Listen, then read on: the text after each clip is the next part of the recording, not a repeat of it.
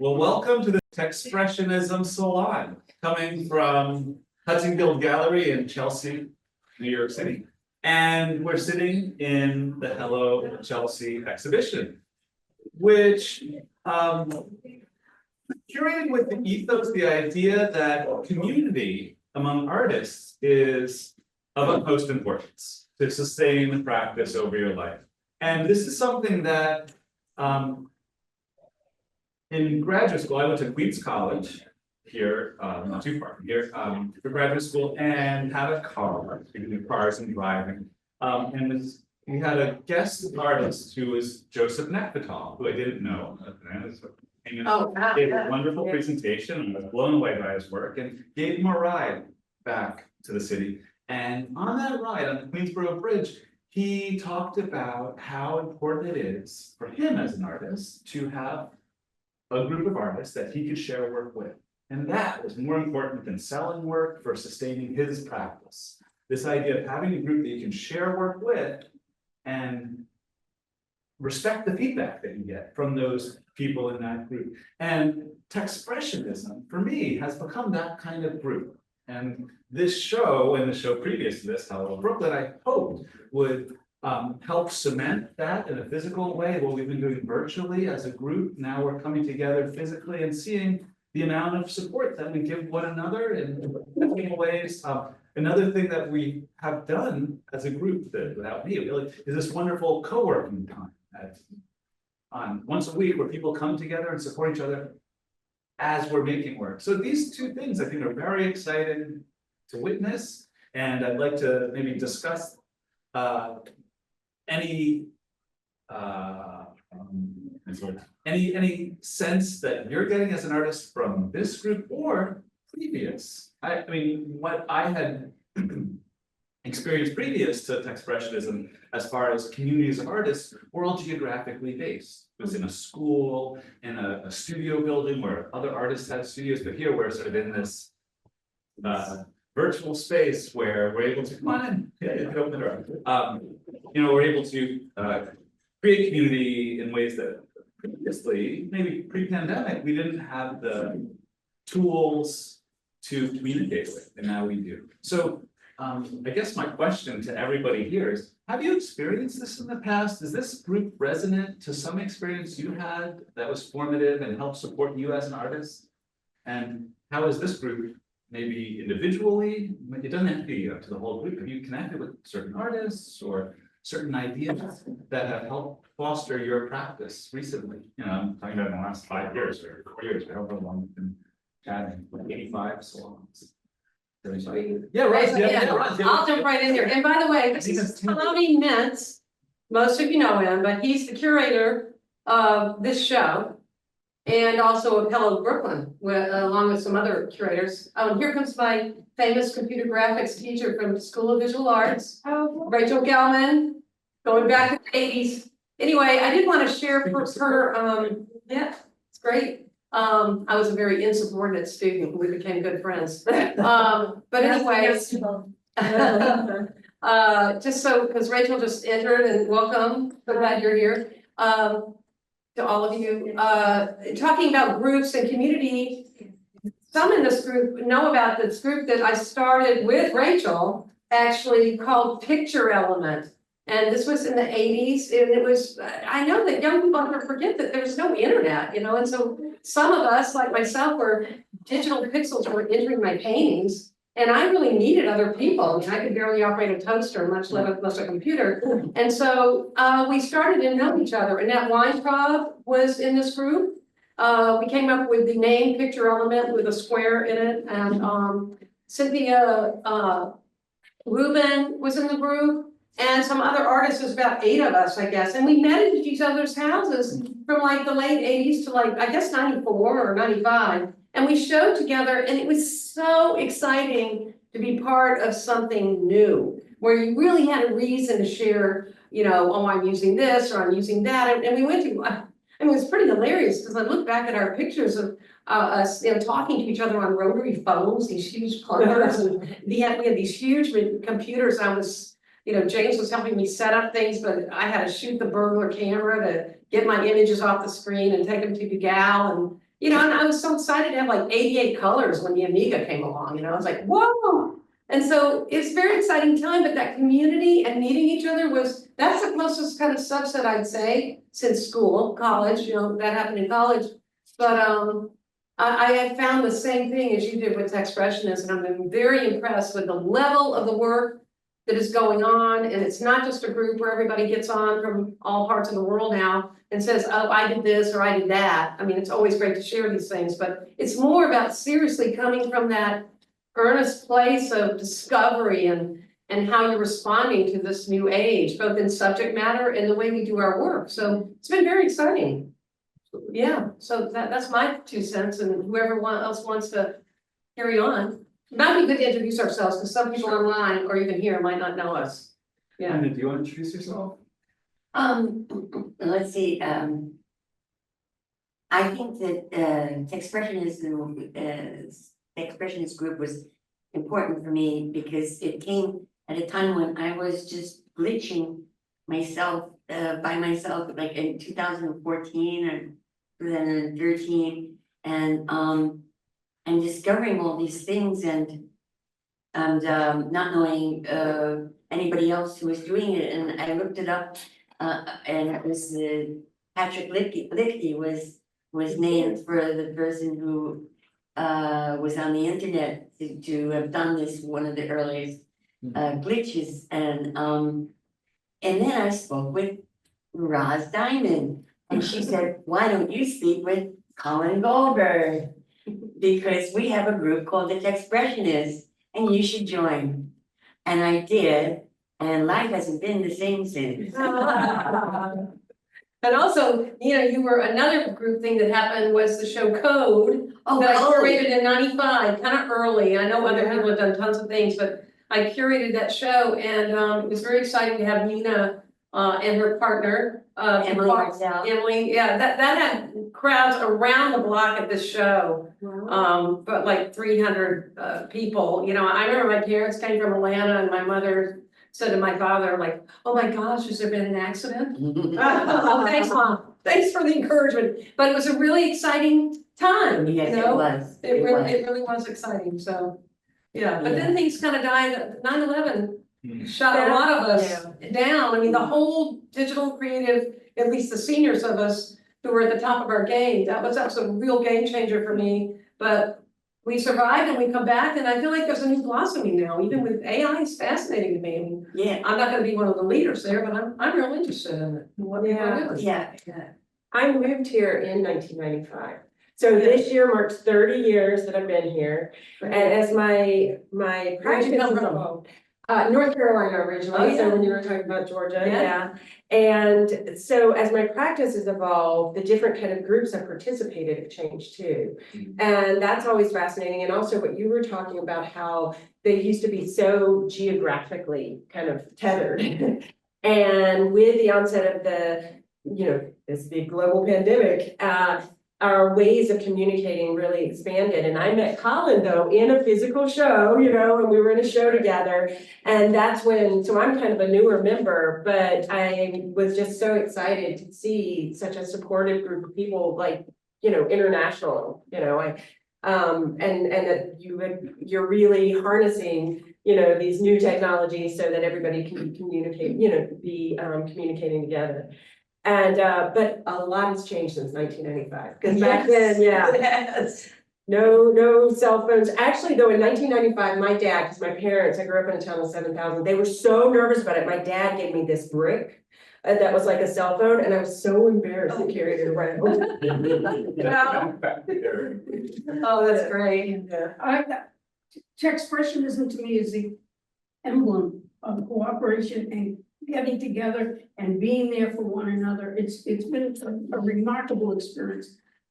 When I took oil painting class, when I decided I was ready to move on, my first goal was I want to know one person at an opening. Then I became a member of Series Gallery. Supported, fantastic, unbelievable.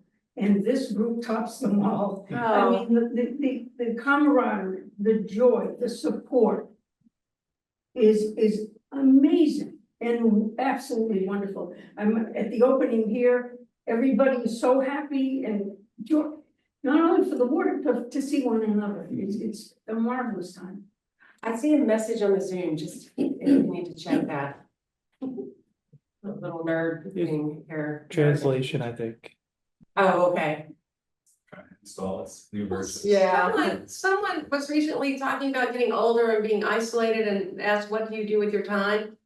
And I need to confess that I spend half my time online, almost as much as offline, and that time is, especially with groups like Techspressionism and my poetry group, I mean, it's very intimate. It's almost more intimate than when, not more than when you're physically together, because that's wonderful, but in some ways, it's just you expressing right on that screen, right next to someone else, like thin skin space, they call it in religious groups, but thin skin, like there's just nothing, there's no breath or anything between you, it's just you, person, whether they're in Australia or, you know, New Guinea or wherever, and I find that just, people say, oh, I hate Zoom, and there's too much communication, and it is overwhelming. I mean, I think we're all caught up in this warp that we're in, but we live in two worlds now. In 95, you really didn't, even it was still your computer, we knew something was coming, but none of us, like people say, oh, Raj, you're so techie, it had nothing to do with like knowing how to do email or anything, it's just,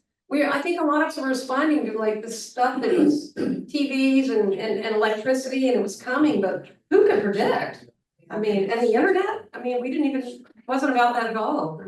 We would mail each other things, you know, we did an exquisite corpse thing together where, how did we get it? Do you remember, Rachel, how we sent it to each other? Certainly wasn't the internet, we didn't have one, you know? I guess we mailed it, we emailed it maybe. Yeah, No internet. I remember the question. No, was there email? Yeah, there Yeah. was, yeah, because my first job here was databasing a library, and so I was using the internet to Yeah. download records from the library. Very early, And that's still very early, Yeah, yeah. that was very early. Yeah, And we had a 28.8 program. oh yeah, the 28.8, and AOL, you know, Yeah. AOL hell, we would call it, we look at it now, but it was amazing then, Yeah. yeah.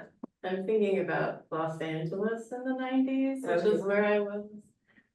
In the late 90s, there was this underground movement happening that I was a part of. Did you call yourself Silicon Valley, wasn't it? No. No, you didn't, oh, you were underground, that was the more corporate part? Yeah, it was all Yeah. underground, and Yeah. it was part of the rave culture, the desert raves, and then in the city hadn't gentrified yet, so there were all these like warehouse parties, and there were a lot of like pop-up galleries that were happening. And that at that time, I was working in dance and performance art, and just starting to work with technology and cameras and video Cool. and all that kind of thing. But that community makes me think of this community, as you were asking, like, was there ever another time? I think of that time as like this kind of golden era that was happening, the underground art scene in LA.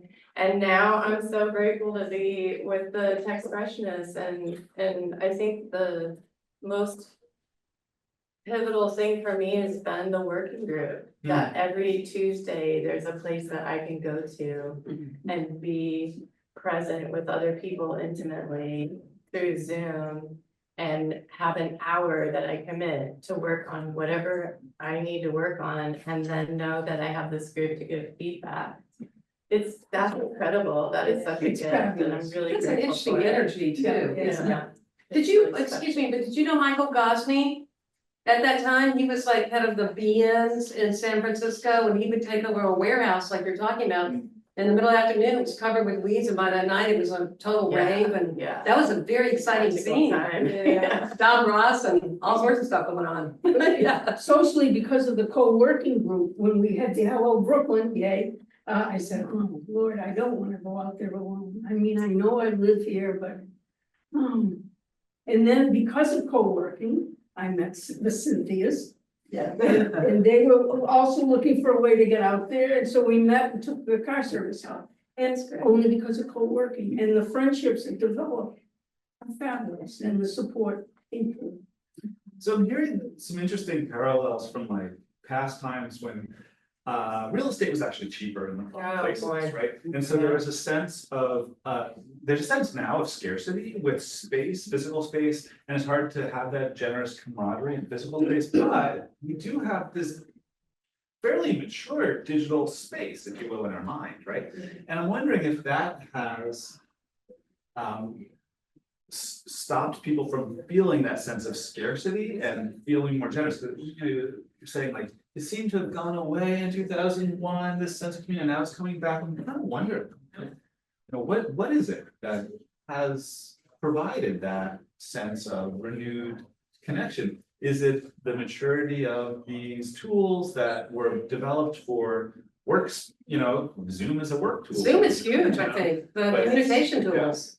Yeah. I mean, even in the underground thing, the Bean thing, they would call Japan and send something and it would take, you'd get one, we'd be real excited to get one little line transferred over, it was fascinating at the time. But now, I mean, what you can do and what you can share online with others, it's like you're in a studio together. But it is interesting, that energy that the people have to do that Yeah. working thing, that you Yeah. can feel the energy of others even though they're not right with you. Yeah, That's kind of interesting. yeah. That's really- I don't know if that's what you were getting at, but a little bit. Yeah, and also Yeah. like this idea of like having big old vacant spaces that you can get physically together with people, and that was that energy that Yeah. we've seen 30 years ago. Yes. We emerge now in this space that we're gathering in again as a group of artists making, whatever it is we're making. Yeah, but I think scarcity is a big point, and I remember Madagascar Institute, I really remember them. They just get these open spaces out in Brooklyn and put on these huge kind of circus-like art events, Oh, and cool. that they were really amazing.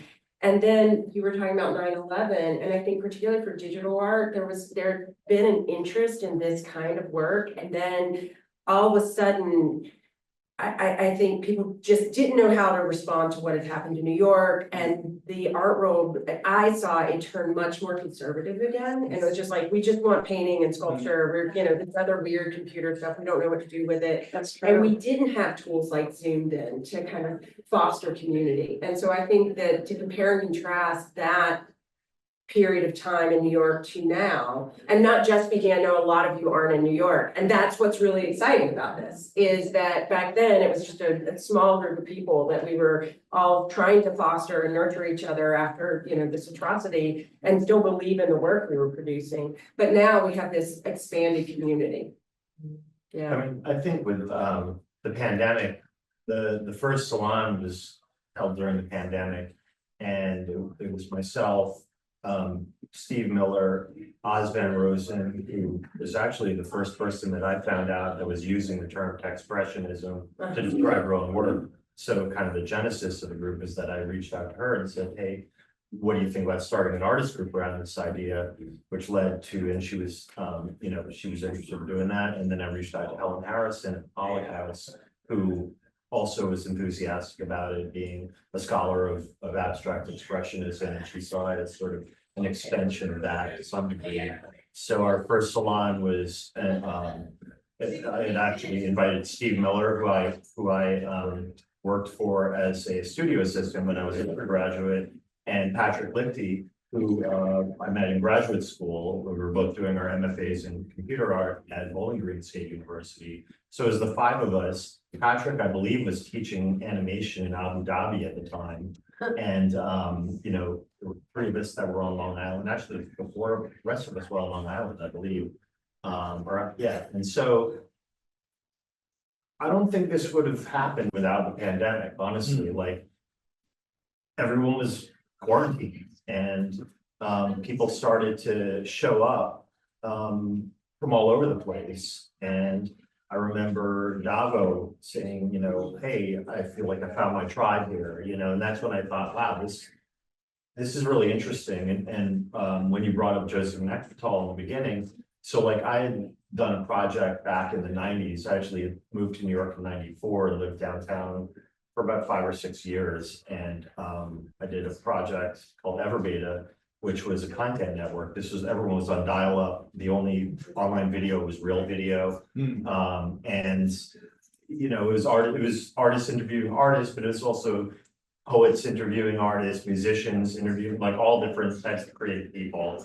the bandwidth wasn't there yet, but, you know, Joseph at that point introduced me to this idea of social sculpture, which is a concept developed by Joseph Beuys. And it only came back to me after this group really started formulating, and I thought, wow, like this is an opportunity to actually sort of exert social change to some degree by encouraging collaboration and seeing like, especially seeing like, you know, artists who've been at this for a while and might have known each other through various exhibitions or academia come together and, you know, be sort of reunited. Like I got the chance to meet Claudia Hart yesterday at her show in Bitforms, and she's like, oh, I know Joseph and I know Michael Rees and all these people, and you know, and we were discussing Techspressionism, and it seems like it actually is a fairly small world of people that have really been at this for any extended period of time. So it's really interesting in seeing other artists just running with their own ideas, like a co-working group. And now Cynthia Beth Rubin is organizing our first international show, leading artists to Uzbekistan. So Can we take a moment to encourage people to take note of that show? Cynthia might be on right now and hoping to absolutely raise Cynthia, awareness of yeah. our upcoming Uzbekistan show. Yeah. Oh, Hi. So, yeah, I'm here. We're a small group of us are going to Uzbekistan to the Museum of Contemporary Art, and building on the idea of community, we also wanted to have a community show. So we do have an open call right now for a digital screen that the museum will be providing for us, and I will put the information about that in the chat. Because this is kind of the first foray into an international area, we limited the number of people who are actually going with physical work, and then we're supplementing and building the community. So I'm just going to put this in the chat, and I would encourage people to apply, and then it will be curated by all of the artists who are participating and the director of the museum. So that's it. The link's in the chat, and I just put it on Facebook today. So we're asking people to submit in PowerPoint format so that it can be viewed by the director easily from far Well, away. Cynthia, what's your deadline? Oh, good point. The deadline is July 1st. And what we're asking for is either 3 still images or one 15-second video extract. And it's because it's going to be in a museum, in a space that people will be walking through. We want to be able to show as many people as possible and have the screen be changing with different work. So we have a template for the PowerPoint. If you don't get it perfectly, it's okay. We'll change it. If you make it in Keynote or Google Slides, just download it as a PowerPoint and upload it, and we'll fix it, or we'll have your email. I mean, this is not a stress situation. We just want to be open. We have a guest visitor. laser patch. Oh my gosh, wow. How hot is this? Oh, Oh, wow. Jeez, yes. Oh, how exciting. It's gotta be Margarito catalog, that's where. It has to be.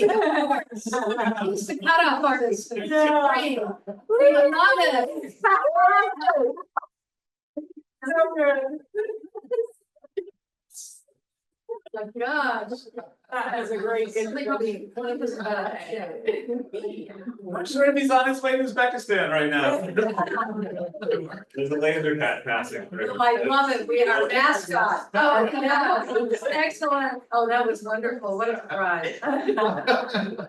Love it. Where were we? I don't know. Oh yeah, Uzbekistan. Uzbekistan, July 1st. July 1st. And the show is gonna be September, open since late September. September 25th, I believe. Yeah. About this, I was like, yeah, Oz is one of the artists who's going. So if you're in the space and you're lingering, you can ask Roz questions. Yeah, absolutely. I didn't even know where Uzbekistan was when I first heard from Cynthia, and I went, well, it wasn't really on my bucket list, but now it definitely is. Real excited about it, you know, it's right in the center of the Silk Road and the steppes and Eurasia, and it's, I'm reading a lot of books that some of the other people in the group have recommended. It's been fascinating to read about that time, and its history, so we're real excited, Jake. I wanted to, when Colin was talking about Techspressionism, and one thing I love, and Helen Harrison, I loved how she set the tone for our group as one of style, that we each have we each bring our own, not style, but we bring our own, how would I say it, Colin? How did she put it? Yeah, so the initial definition was sort of a mashup of technology and expressionism from the Oxford Dictionary. So it was an artistic style in which technology is utilized as a means to express emotional experience, not impressions of the outside world. So in our first salon, two important changes were made to that definition.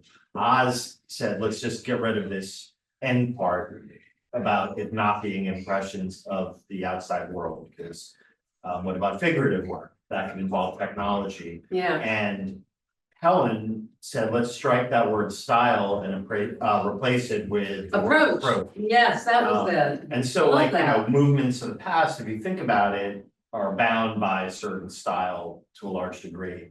You think about surrealism or cubism, and you can tell how stylistically the different artists are related. Whereas I think her suggestion of using the word approach really opens it up to a much broader base of any artist using technology for personal expression. So I think that's what has actually given this legs. And I was actually speaking with, about this recently to another artist, and I see it as sort of like almost like an onion, where it was actually in my conversation yesterday with Claudia Hart, and we were talking about the idea of community versus movement, movement is something that I'm very hesitant to use as a term. But I think of the onion piece of it as the inner part of the onion is this community of people that are like showing up at the salons, involved in physical exhibitions. And there's this outer layer of people using the hashtag, which is how a lot of the artists are located. Renata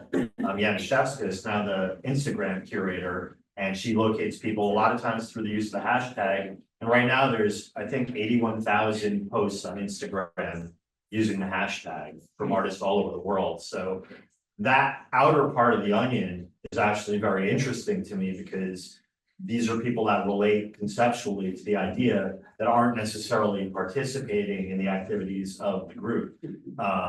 So, Yeah.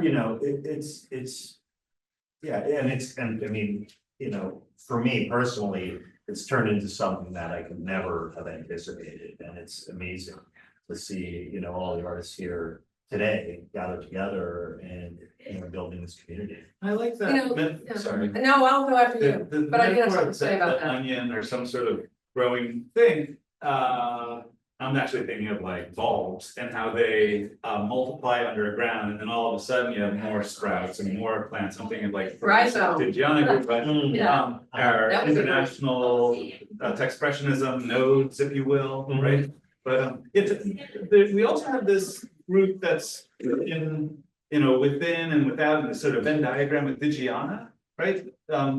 Sanjay, do you want to talk about Digiana group and how it is similar or different in a way to Very, Techspressionism? like just you talking about like, But talk about- Techspressionism is like, like onion size, like communism. I used to be a really outside of like here, like pineapple side. Like I even don't know about what's meaning about the Techspressionism and what's going on in this group, but like I'm super surprised I'm here in like today's like really like like center side of like a conversation.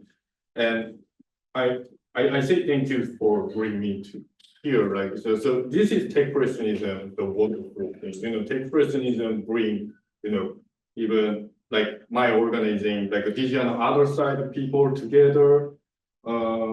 anyway, this is really wonderful, like opportunity for me, and talking about the DGNIs, first of all, introducing myself is, my name is Sun Jing, and I'm a digital artist. Digital means physical and digital, like a mix. What's it called? It's digital, right? Digital, right? Yeah, Like yeah. a kind of That's- new yeah. concept or concept. Anyway, the DGANA group is my organizing group name, and you can see the DGANA like related artists show in the corner side, and DGANA is almost same meaning. And it's digital and Digital analog, and right? analog. Yeah. Yeah, it's digital and analog. So, but why I, do a conversation,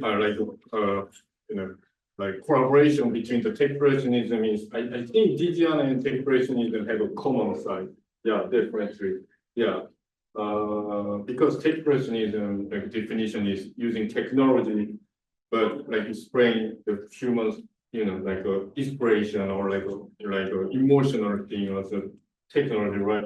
The DGN means also, like using the digital and like non-digital effect, they definitely having something like a rich emotional like happen, even include me. So that's why, for me it's really thankful thing to join this time like a collaboration. Yeah, it's big meaning for me. Yeah. The thing about approach also that I've just been thinking about lately is I heard someone say, oh, this is a different, it was in the New York Times, and said, oh, this is a different kind of show where the artist, she is not every, she doesn't have like one period of work, she has like, 18. And, we're in a world, I think in some ways, Techspressionism opens it up to this fast, growing, moving, I mean, so much is coming in every day, and you can react to so many things that, I mean, I know I probably have, I have this coffee cup that says, why does Picasso, get 9 periods and women only get 1? But you know what the fact is, yeah, it's one of my little jokes. But, the truth is, but the truth is that when I look back, I asked the curators to get out there and really do the digging, because there's a story that's happening, but people are not just, I mean, it's okay if you stay with one style and you just obsess. I mean, art is obsession, but I know for me that I've got a lot of different periods, and it doesn't mean I'm not focused, it's just that I'm changing and I'm responding to a changing world. And I think the fact that we have an approach and we're not just like the futurists, which you could, they all have a kind of style. I think that's a kind of freedom and new whole thing that we're opening up here in a way. And yet it's serious artists talking about serious discovery. I mean, I know that I'm glad we're a friendly group, but it's certainly not therapy. It's serious artists. I've been very impressed with the level of the work that comes in, to the group, for the most part. I think that's interesting that we're using this technology to create the work, but I think it's in a way that questions the technology and doesn't just say it's all great, right? We have, taking it apart, making glitch out of it, whatever it is that we're questioning the underlying tools that we're using that come from somewhere else, actually come from the business world in a funny way, and we're repurposing. One of the other things that I want to return to in what you're saying, and Colin brought up, is this idea of the language of Techspressionism reflecting Impressionism. And the Impressionists, right, if we look back on that group, were, first of all, the people who weren't exhibiting in the official salons in France at that time. The government said, hey, here's the official artists. And then the ones who weren't in with the polished style of the time, making this sort of more revolutionary work, were the Impressionists. But who were the Impressionists is another question. Is it only those artists who participated in those shows, or is Salon it, represent, right? yeah. Or is it and some very prominent, is it like Degas was not in that show? I'm mixing it up. Or is it use of the style that defines an impressionism? Not all impressionists in that show were using that same style. And I think thinking about the wide sweep of impressionism and how that redefined how artists thought of themselves, and comparing that to, I think, how Techspressionism can allow us to redefine how we think of ourselves in relation to, and people saying, oh, painting is the way that art, defines itself in the, galleries here in this neighborhood. 97% of sales is painting, right? What is it that and so our comparison is we're that salon, if you will, of refusé, but not just that group. If you think of our internal show here, maybe as a comparison to that, there's all of these other artists that are using the hashtag, that are using these tools and ideas that are well beyond it. So I think it's a really interesting comparison to think about the maybe inner circle and outer circles or whatever you're saying, and compare that to movements and groups of the past. Well, word that comes to mind when you were talking about the onion and the outer layer is zeitgeist too. And I think that this could be a zeitgeist moment. I remember several years ago, or it was just like 2 years ago at the Metropolitan Museum, they had a surrealist show representing all these works that we weren't familiar with from the global south. And so, you know, the one thing with hashtags, it represents that there is this zeitgeist moment where people are tapping in to, you know, the expressionism that is possible with these, you know, industry technologies. And also, you know, that more and more, when I first quit painting and started working digitally, I felt like I just had to be working virtually, basically. And I have increasingly adopted a very hybrid approach, as you call it, digital, the analog to digital. And I really do feel like there's a zeitgeist moment where whether people are, you know, in this group or not, they are kind of connecting to these themes in a way that is relative. Yeah, we also have the notion of self-definition. Yeah. In other words, these impressionists were labeled from the outside. We're more in the from ourselves. Yeah, And that self-identification aspect is something that, to me, is a little bit of a differentiator, and I think it's an important distinction in that, there isn't a critic or a curator saying these are the Techspressionists and you're not. And I've had artists, you know, ask me, so how do I become a Techspressionist? And we have on the homepage, you're a Techspressionist when you say you are, which is something that I actually stole from like self-help groups. You know, it's based on this idea of self-identification, where if you identify with the concept, and a lot of times with the hashtag, people are like, oh, that's a cool word. I never heard that before. And that's the basis of the connection initially. But what happens in the Techspressionism Club stays in the Techspressionism Club. Okay, I just love Fight Club from the early. Yeah. I also think it's interesting the kind of dialogue that we have, like that we come up with topics, you know, for our Zooms, our monthly meetings now. It used to be bi-weekly during the pandemic. But I was having a conversation with an editor from Smithsonian and a painter friend of mine recently, Paul Trackman, and I was this was a few years ago, and I was going, oh my gosh, Paul, I mean, the amount of layers that I can put in a digital, I still call it painting, I'm still doing still paintings that are like layers and layers and layers and layers and layers and layers deep, and there's just no end to how much can go into this screen. And I said, and it's amazing. He said, well, Ross, if you look up close at an oil painting, you can see a lot going on in that one little, you know, lots of stuff. So I love that kind of interchange between history and now. Like we come from a history, and I think that'd be a good thing for us to keep bridging into a little as we go further, because you can't just come out of nowhere, you know. Tying ourselves to the larger historic moments and comparing and contrasting as we are today. Like, what's the difference between, you know, maybe a futurist and a Techspressionist? But I just think that kind of dialogue is so good, because we're tied together to history, and that's what makes a movement, you know, you have to have that, I think, to have some gravitas. Like your Garden of Earthly Delights. So you do that? Yeah, Wonderful piece version of- Charlotte did. Oh my gosh, I saw it in the Softbee show. It was so fantastic. This animated Euronymous, how do you say his name? Bosch. But it was so all your own and very it was really quite pivotal, you know, but it was nice to see something historic reimagined. Remixed. The Garden of Earthly Delights, still with us always, yeah. Can I talk about, today I'm very interested about like everyone talking about like Techspressionism, you know, like a globalism or like something layered inside of like how people see the like artwork thing, because you know I'm from Asia, like I'm born in South Korea, but I used to live in Japan a long time, like almost 10 years. Then I come to New York, then I really realized there's so many like a different approach to when people like handle about the digital, or when people see the artwork, like for example, like basically Japanese thing, people think about like the digital is kind of like a religion, Shinto. They know Shinto is like thousands of like religions. So they don't put like a digital concept also like a layer. It's like just a philosophy, just a religion, because they're basically like a personalities from the like a naturalism. So they say like a digital naturalism.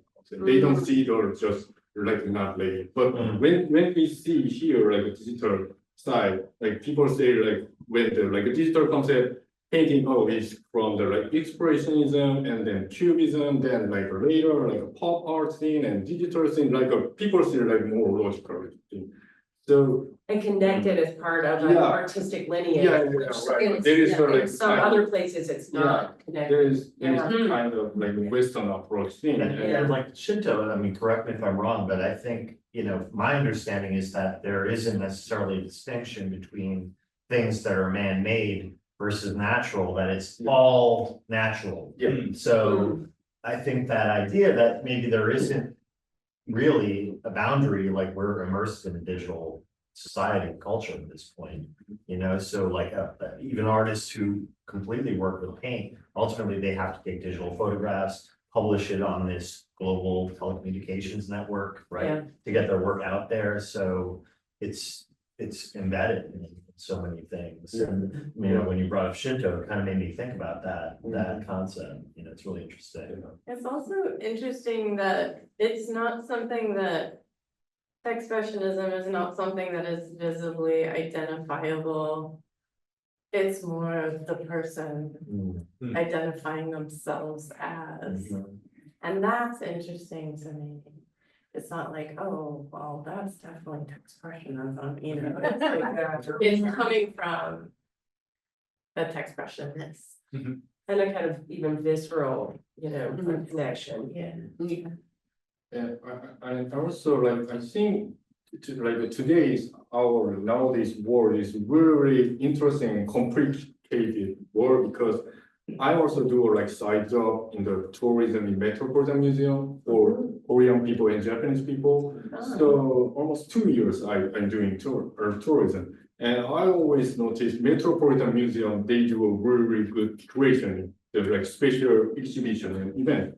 But recently, what they do is more both side of like Asian art, or like a black people's, like African style art, or Yeah. like a more, like a not famous countryside art, or like I'm sorry for like rude to speak, but but I think like here, like American based like a Western art history is more Western like logical approach, like from MoMA.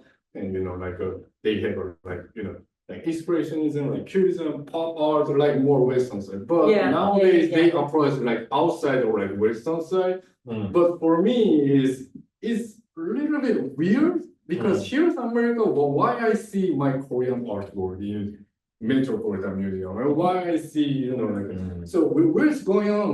Here's like Western basically like art mainstream, and what people think about the like a new digital form, like artwork. So for me is really something complicated, like here's New York. What is the mainstream, nowadays? Like What is the mainstream? That's a good question. Yeah. Yeah, that's a really good question. 'Cause Yeah. It feels convoluted and difficult to parse kind of what is mainstream anymore, just like it used to be. It also is difficult to find or kind of understand counterculture, because counterculture, because we're so mediated, gets kind of subsumed, and then we see all these brands who have kind of adopted the aesthetics or the style or the language of counterculture, and you're like, wait, does counterculture and what is mainstream? And it's gotten very convoluted. And then in museums and their curatorial efforts, I mean, I think it has been important for them to expand outside of the Western canon. As the internet has connected us globally, we should be seeing that art represented in these institutions, Yeah. Yeah, but then it's like, oh, well, who, you know, there used to be Andy Warhol, or there were these people who were as famous as the Beatles, and now it, you know, it's more diffuse, it's, yeah. You get 5 seconds now. Yeah. Yeah, it really does redefine fame and all sorts of things. The democratization that has come with this movement is amazing. You know, and yet I do still feel we're kind of rising to some new visual language that we're all a part of and kind of suffering from too. I mean, you know, it's English, I don't know, I always call it the new Gutenberg press of imagery, but I think we're there. I mean, you see so many more images every day than you used to. Not, you know, you would, I couldn't wait to go with my parents to a museum and see art. And now I see so much work, you know, and I feel like what we're doing is speaking to that in a way, and the community thing is another way to give that some glue and give it some meaning and storytelling. Of course, we're all talking about that a lot, making stories from images of images of images and from community that's doing these images. Because otherwise it's just a big, it's like a big morass, you know, chaos. So I think artists who are in this field have a huge role to play, you know, of, I don't know, I call it sometimes the new shamans. It doesn't mean that your work has to be about peace and love, but that it is a way of us helping usher in this new visualization that is taking over really in a way, a new kind of hieroglyphics. So 100 years ago, right, sort of the beginning of modernism, maybe previous, 110, 20 years ago. And I think what brought that about was technology of transportation and the movement of people and goods around from, you know, Asia and Africa to the European cities, where artists then saw these masks and incorporated them in their work, or famously, right? Today, are we having a similar expansion of our visual knowledge base, if you will, that we could then make sense of as artists in this new mode of transportation that's now just images or just digital? Yeah. Does that make sense? Yeah. To make meaning of life, right, to understand. Art offers us this abstraction. And right now we're missing ritual, we're missing meaning, we're missing gathering, we're missing community. And so I feel like people are really turning to art, and it can become like the new religion. You're talking a lot about religion. I feel like people are falling away from religion, so then they fall into art, and that's where art can like provide probably a new space or a new way of having that connection and understanding of what it means to be human. And I, oh, It's no, it's just, Yeah. well said. yeah, beautiful. That's kind of profound. Yeah. I mean, Well, I think this goes until We're up till 1:30 on Zoom, but did you want to? maybe we open up to the audience. Yeah, let's. yeah, I mean, I've been seeing that there are all sorts of things going on in the chat, so I can't wait to hear from the audience. But the one thing I was gonna say too is that I think sometimes we were talking about lineages, and often art history and then kind of new media, digital art, those timelines get bifurcated, and certain people aren't making those connections between, like Saul Witt, you know, where he's giving instructions that humans are abiding by, and then, you know, artists, Verosco or various artists from that time are typing the instructions, but it's a very similar practice ultimately. And that, you know, what has been exciting is to see these convergences where people from outside of maybe this community are starting to understand that we've always been part of, you know, this artistic timeline. And that our artists, I mean, the invention of tube paints revolutionized painting, and really that's why the Impressionists were no longer tethered to the studio, and they started thinking about optics and the impressions of light and atmosphere. Yeah. And so that revolutionized it. Science too, you know, Einstein at the turn of the century, where people are, you know, I think Cubism kind of developed out of that, thinking about dimensionally time and space outside of Newtonian frameworks. And so, you know, art has, you know, and of course the polymath Leonardo da Vinci, you know, where he is already building a robotic knight in like 1492. And so to think that art and science and technology and culture have ever been something that were not linked is so absurd. And it seems like we are a natural outgrowth using the tools of our time to respond, in this emotional way. And so instead of it being some kind of cold, hard, technology just for capitalism and industry, we redefine it so that it can actually resonate in some kind of spiritual way too, which I think is important. I mean, yeah, I think Techspressionism puts a name on something that's been happening for a long time. Yeah. Not even just with the timelines of the people who are participating in this project, but going back before computers and thinking about how photography was viewed as, an outside, and photography galleries were segregated. Yeah. Just like digital galleries are segregated, and eventually people like Cindy Sherman decided I'm an artist, not a photographer. Right. And happen to use the camera. And I think we're, moving in the direction where the technology isn't the important part. It's what is said with it. Yeah. Yeah. All right, let's hear Great from the points. community online. What are y'all thinking? Y'all lives at North Carolina. North All right, Carolina. y'all. All right. Do we have a chat going here? Sorry. Yeah. So on the chat, we have some messages. I'm going to start up at the top. Hello, Bernada. Hello, everybody. Hello, Ariel. Hello, Cynthia. Hello, Marilyn. Patrick Lichty said, there have been many communities in digital art from the Ting, Rhizome, etc. in the 90s, and happy that it's another great group in the tradition. Ariel said, I believe that groups like these are coming back. You could see them in Discord, right? It's another online art community based in spaces beyond Zoom, right? And absolutely, we're not tethered to that one thing. Co-working space registration.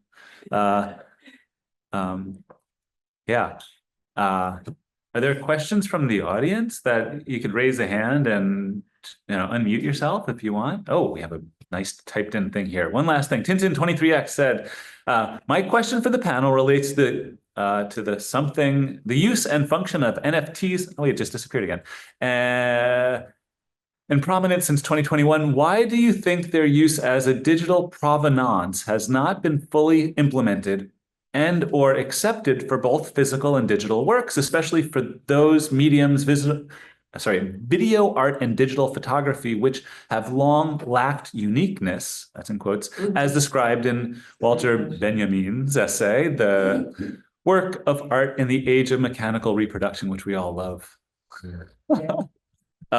So any ideas on why that NFT technology has not been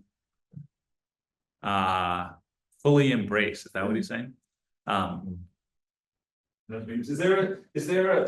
this is an interesting thing. I actually think there's always this dark side to technology that we're kind of pushing away, right? And whether NFTs are this connection between the dark and the light side. I worry about NFTs being used as money laundering tools, which happens with regular art, right? I mean, it's very strange. So why has the provenance of NFTs been not fully embraced? Is this something that we're... Yeah, I mean, I've been participating since 2021 on different blockchain networks and working with curators and being involved in shows and even, minting some of my own work, because I am generally, like I think all of you, I'm an early adopter of things, if not technologies, also, just this idea of new ways of kind of legitimizing, a work. And I agree, photography, even etching, lithographs, I mean, these were all things dealing with multiples. And so I have been selling digital work for, over 25 years as limited editions, and I'm ethical about it. And I, don't print more or produce more if, they're sold out. But I think that still has been, like with any kind of new technological art medium, difficult for certain collectors or certain galleries, for people to just either understand or parse. And so NFTs, what I found for a lot of young digital artists, particularly who are working, day jobs in industry because they have to support it, or those of us who teach, we always have to have 2 to 3 or more jobs to support our art practice, because it has been more difficult to monetize this kind of work. And so I saw that as, some new possibilities, but But there have been some outbursts of it that feel more nefarious. And that has been one reason why I haven't just fully like, I'm gonna put everything on the blockchain, because it just seems like, oh, it's gonna be decentralized, but then you see that it's actually reflecting some of the negative things we've seen in the traditional art world as well. I mean, to me, like, I remember when I actually learned how to mint through one of the artists who came into the group, Andrea Bonaceta, who he created an NFT with Sophia, which was a robot. It was Hanson Labs, I think. Oh, yeah. And Handsome robotics. Hanson Robotics, right. And to me, like, the NFT phenomenon upends the traditional economic structure of the art world. That is, the artists were the first ones to understand it, and minting their own work allowed them to sell directly to collectors and circumvent the gallery system, right? And then gallerists didn't really know how to handle that. Like, do they mint the work? How does it split? You know, and the splitting, you know, happens mechanically, just like the royalty payout happens mechanically through a smart contract. So I feel like the ability for artists to interact directly with collectors, you know, is a threat to the art world as it stands. And that's one reason it hasn't There's been been completely resistance. adopted. And also one thing that I think is really interesting about the NFT scene is the majority of collectors are artists. Like artists that sell work, you know, for the most part, take it and buy work of other artists, especially on channels like Tezos, where the work is affordable. And I think all of that, you know, the only reason that everyone, you know, in the sort of mainstream heard about NFTs was because of Beeple. And the only reason they heard of Beeple was because of the number of zeros after, you know, in the price tag of the work. So that's what, like, you know, gets a headline, however much it's sold for, and then all of a sudden you're like, what is this thing? You know, and then the galleries and the auction houses started taking note of it, which is. And I was so excited about the provenance idea of it. Yeah. That, you know, you've got a digital stamp in the world of digital that says this is one of 7 of this piece, and it gets provenance, and of course, for art historians, that is key. Yeah. Absolutely key to any catalog that's recognized. So I was very excited about it, and I got in the NFT space. Found it complicated to do, but I got into it, but then I also got burned a little. I mean, literally, I had a few pieces taken, and I kind of retreated in the commercialization of it, that anything can be, you can digitize your football or your football cards, or it's become so commercialized quickly that I think it lost that. I hope it comes back, because I do think that the whole thing of that provenance of the NFT is really hugely important, but I'm tepidly, I'm going in there kind of tepidly, you know, one at a time. I mean, with Mauna, which Carrie, Ann, and Joey are here, you know, I trust them, I want to work with them, I'm hoping maybe I'll do one with them, but I'm just cautious about it, you know, because I think we are in the vanguard in the front of a medium that is important, and these pieces are worth something, and you know, you could do, I think maybe I'll do a whole new series and do it really inexpensively on Tezos. I like that idea, but I also, how do you do that where you have sold pieces for thousands in the art market? And, you know, it's for the artists, it's kind of confusing too, how to do it. But I think it's still a great, exciting concept, and I hope its seriousness back. Well, like MoMA's acquisition of Rafik Anadol's work that was exhibited there, the AI piece, and that's a major institutional purchase of an NFT. So that's like movement, I think, in the good direction. And I thought Beeple's thing was pretty brilliant. I thought that whole doing a thing a day, and I thought that was a really cool project, you know? It's good to be cautious, and it's good to be slow and thoughtful, and there's time, and it's not going away. Yeah.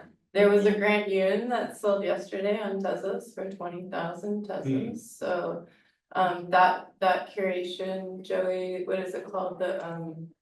The paint box. The paint box curation that's happening right now on Tezos is a step forward, and Good. and just like having the mass adoption of museums showing up. And I think that it's a powerful thing to be able to tie your artwork directly to the blockchain. And when art is like around 60 to 70% forgery are happening in trad art, like it's a much better way to have art not be forged, and to link it to yourself and to give it that provenance. It is really difficult to get on to, you know, to the onboarding process of the Yeah, you have to get problem. back in there. That Yeah. needs to be solved. Yeah. But it's coming, and it's like, we had that big burst in the 2021, and now it's just kind of like slowly growing, which is good, and I think it is part of our future, it's not going away.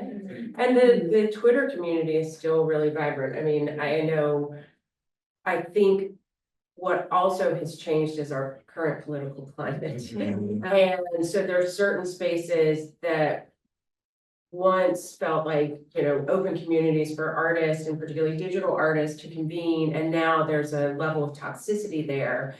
And when I still check in on Twitter, I'm going directly to that community and seeing, you know, what's selling, and, you know, and there's something still vital there, even amongst a more kind of toxic user experience. And also, one other thing about NFTs that I think is an important distinction that a lot of people don't understand, especially people who've never worked with NFTs, is the fact that it establishes a royalty system for visual artists. Yes, It's never which is existed really before. So like, Very you nice. as an artist sell an I know, NFT, I know. and then it exchanges hands and becomes a secondary market piece.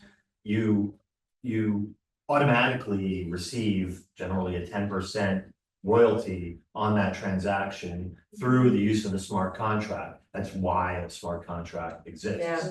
So like, you know, this is also something that threatens the traditional system in that a work can be sold as a secondary market piece at auction, the artist receives 0%. Yeah, So, yep. this is a And big you deal. can't keep track of that. Exactly. And there's no ledger, Yeah. there's no ledger. Yesterday, I went to the beach and 11 pieces of my work for dance prompts, this AI generative piece that I made on M prompts sold on secondary. And when I got home, there it was, and it's like, that's amazing. Right. And That's in nice. perpetuity, That's like Yeah. forever. Yeah. You know, I think Yeah.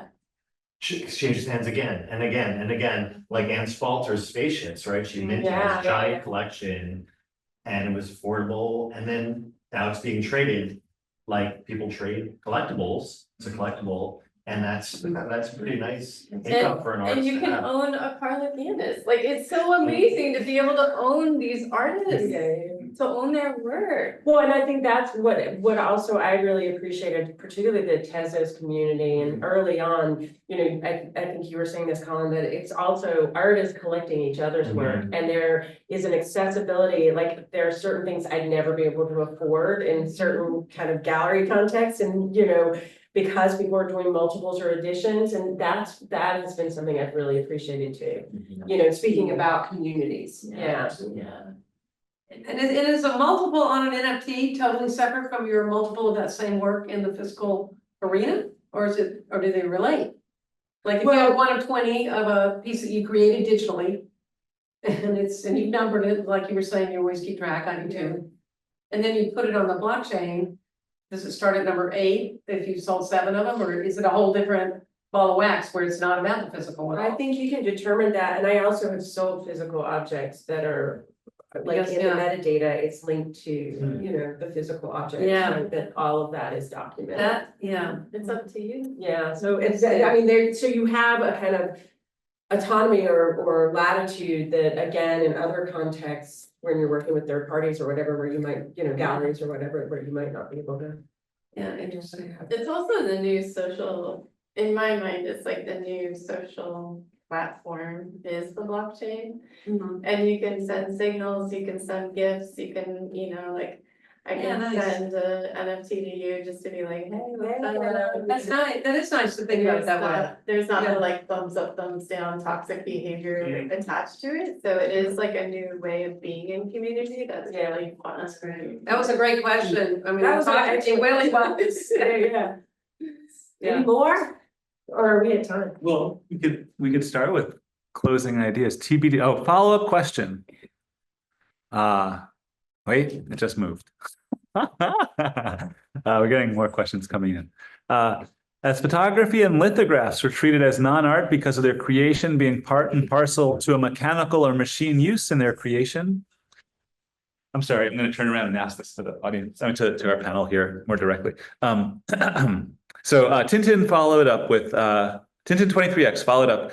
A follow-up question for the group. As photography and lithographs were treated as non-art because of their creation being part and parcel to a mechanical or machine use in their creation, where do you see the use of AI as a generative tool? So we're comparing our sense of photography and lithography becoming art over time. Is that something you see happening with AI, or is it different? It's what Tintin 23X asks. Still a lot of the artist's decision in charge of, I mean, you know, people go, oh, they work with a group and, you know, they have a team and, you know, you look at the ateliers in the Renaissance and there was always studio ateliers and people who worked for, it's still the vision of the artist putting something together. And if you're working with AI and you're training your assistant, I still think I think it's really fascinating. I'm curious to see where it's gonna go. Jeff Koons has like 100 artist assistants in his studio, you know, making sculptures, whatever. Is that any different than AI? I don't know. Not actually touching the work. And whether you like it or not is not even the point. It's like, Right. is it art? And yes, I mean, I think so. Yeah. Yeah, and AI is kind of infused in everything now that, and what I mean by that, what I asked my students at the beginning of last semester is like, how many of you use AI? And this was undergraduates and only 3 out of 20 raised their hand. It was like, actually, you all do, because you're using Photoshop or you're using Word or you're even you're using Google or your phone. there. But a broader conversation is AI is this big umbrella term. And so there are many different applications of AI, and then there's AGI and all of these things. And so, you know, I think literacy about these things is really important. And then I think artists have always worked with, if not new technologies, new concepts or, you know, burgeoning things just in the, you know, the socio-political universe. And so I think it is kind of, for those who choose to, I think it is important that we're participating, because I teach in a school of engineering, and I don't think it should just be the computer scientists or the engineers or programmers who are making these decisions or kind of creating a trajectory in the future of how AI will be implemented. I think artists should be going in and kind of, you know, subverting it or, you know, mashing things up in ways we haven't seen before. Yeah, absolutely. Especially like, you know, I did this interview with Sasha Stiles recently. Yeah, I saw that. And Yeah. how, right. you know, Amazing. the idea that system can be trained on one's own material. I think that's a lot of people, you know, basically the mainstream consumer or art consumer, they don't even think about the idea that an AI might not be actually scraping the internet and stealing everyone's stuff. It could be an artist feeding all of their past material into this Of a tool. bespoke system. Yeah, and then. In their thinking and their Yeah. complexity, you know, Mhm, it's only as good as your questions. mhm, So, absolutely. yeah, I think it's fascinating, really. Area. Right, I'm thinking about the, like, you know, like AI thing. And I always thinking about like, what is the meaning about the creation, like even making my art or like doing activity in the like art, like thing, because, you know, like more, like just few years later, maybe AI more like a more intelligent, like robot can make anything, right? Like people don't need to make, you know, like creation or new thing. So I think there is one of the reasons why nowadays, recently, especially young people, like even American, Korean, Japanese people, so many, like they have anxiety, like depression, you know, like I almost every day watch like YouTube, so many suicide in Korea, Japan, you know, they just stuck in their house and they don't have any motivation to work and just scrolling their phone in their room and just like melt down until like that, because they don't have any motivation to, like, you know, because AI is gonna make everything, you know, like even I here in New York, like most expensive, like a payment job is the second job is the therapist, like they say, because it's so many, like even my friend, Therapy, yeah. like, Oh, Their second highest paid job. Oh, yeah. even me, like sometimes super depression, I feel like why are you living in New York? Or why?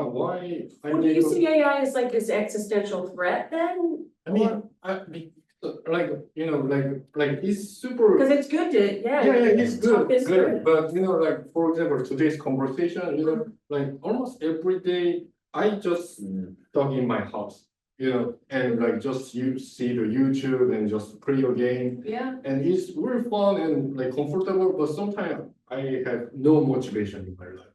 Why I need to go outside? Why? But like today's conversation, I'm super happy because like I use my brain super fastly, like trying to understand like conversation library, like there's energy and like physically. It's like so. I mean, it's really, really important to enjoy about creativity in like nowadays AI growing. And I think we need to accept our weakness as a human.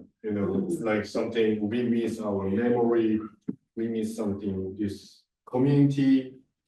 Like so, like feeling as a still we are human, not the AI. So I think this is kind of very important thing. Still drawing those distinctions. Yeah.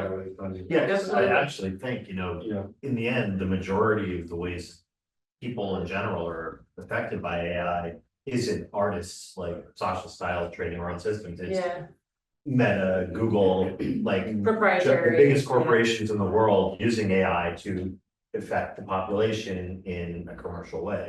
Yeah. And that's frightening, no one can deny that that's frightening. well, I always like that, going back to the Google WordPress thing, but when words became more interesting again after being so democratized, and kind of ugly in the first days, because there used to be these beautiful illuminated manuscripts and only for the few, and mostly in churches and things, but then when it exploded and then the time of Shakespeare, and then when people started sourcing bibliography kind of things, and this is something Christiane Paul talked about early on when I was doing these pieces, these diamond scape pieces I'm doing, that she recognized, and it made me think about it too, is when you annotate and you include others, like, I don't need to draw a ship, even, I can go get a ship and put it in my painting and mix it up and mash it up with all the things I do, but I always source, and I always have an information source. Now, if you go to AI, I don't know, it would just, it's so infinitesimal about how much is going into AI.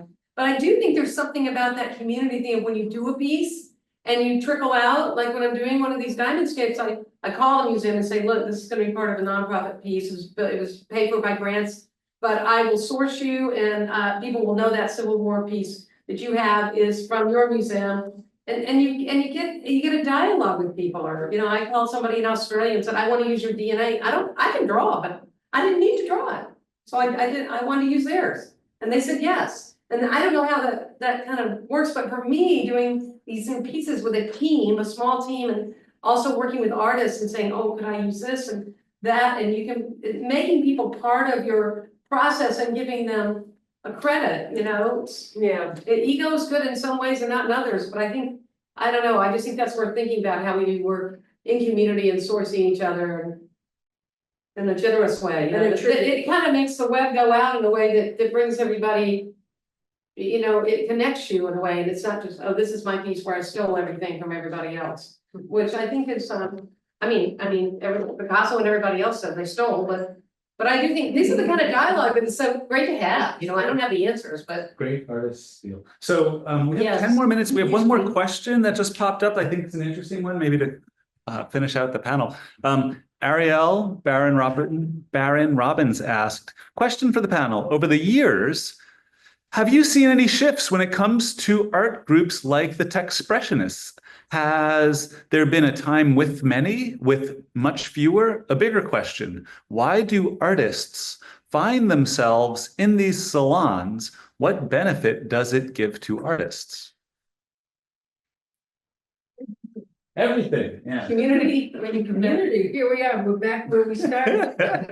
The benefits of community, the benefits of interaction. How many of us, I will speak for myself, picked up notions and ideas and things I might want to develop or ask more questions about?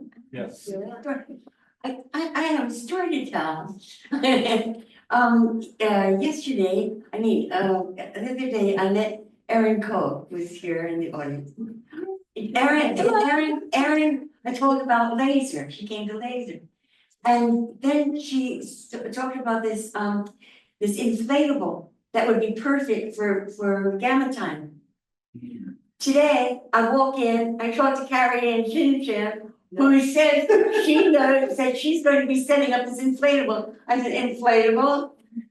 Does she know Annie? I just met Annie on the internet yesterday. And now on June 29th, in the morning, we're gonna be setting up gamma time in the inflatable. And that is community action. I completely forgot that you Absolutely. would be here and already probably know each other. Yeah. That's amazing. It's magic. That's awesome. It really is. That's nice. That's like, That's Sweet. awesome. we're gonna be, this is Jason, my sister. And we're gonna be at NYU in 29. Let everybody send that. It's just, Yeah, we're all like, I'm like, yeah, look, I'm totally must be there. Any So thank you, questions from the guys. audience here? Yeah. We have a few Thank you. people in person that haven't said anything, that are hanging out. Any questions that you have lingering in your mind that you're hoping to ask? Yeah. Thanks I for have a coming. question. Yes. How does the community that you're involved in, all of you are wonderful artists, is the ones that I know your work, even you, Ross. Oh, thanks. But how does this community change your art? It doesn't? I don't think it does, yeah, I mean, we share techniques, we share approach. Sometimes I'll see how someone's doing something just on their iPhone and go, oh, wow. They're just making art on their iPhone, it's pretty good, you know, what are they using? Especially to some of the younger people, and, well, I mean, you have to throw baggage away as you get older, you know, so, I don't know, I think it's sharing a lot of, somebody else, Ann, or Yeah, somebody else, want to say it something? definitely changed my art. I mean, my New York flood, and I can't think it's out of line, not in the line of vision. It's could only for me be done digitally. And so I'm with climate change. And I actually ashamed, maybe a little ashamed to believe that, oh, as soon as I do this piece and I show people how bad climate change is, everybody's gonna change their mind. It didn't work, but. We'll keep at it. Takes a long time. Yeah, but it certainly changed how I present my work, what I do. I think it changes everything. Well, it's people responding to a world that is changing all of us, so it's responding to the world you live in. Which is very technically, you know, we're in that place where, like we said, we live in two worlds. I mean, I really missed having the ability to have critiques. Mm-hmm. From graduate school onward, there was nothing like that, where Yeah, other artists were looking at each other's work, commenting, you know, outside of a commercial sphere that is, you know, maybe the gallery world that really participated in anyway, but, you know, having something like that exist is, you know, great. I mean, I personally have learned a lot of different things, you know, learned how to mint an NFT through this group and through all sorts of different stuff, you know, knowledge sharing. Come to co-working. It's like school, it's like going to school, yeah. Well, it was, we were at Erin Co Studios yesterday. She does fantastic AR pieces, incredible. And I'm happy to have her here today. So there's a QR code above that plays the link in. There's a question about the QR code. oh, the QR code, the QR code actually will animate, if you click on the QR code. It will animate the portrait of Lincoln that you see below it. So I think we're wrapping up at this point. We have like 3 minutes left in the Zoom. Does anybody want to say anything that you've been holding off? Stories to tell, a quick anecdote? I just want to thank you, Tommy. Thank you, Tom. Yeah. Thank you, Tom. Yeah.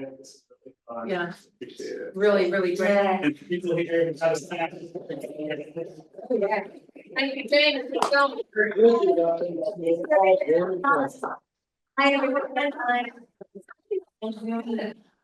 Very good. Stop recording. We will stop. Okay. Thank you, thank you. Guys want to continue hanging out on Zoom for the after party, please feel free. And we will stop recording in 3, 2, 1 and. Cut.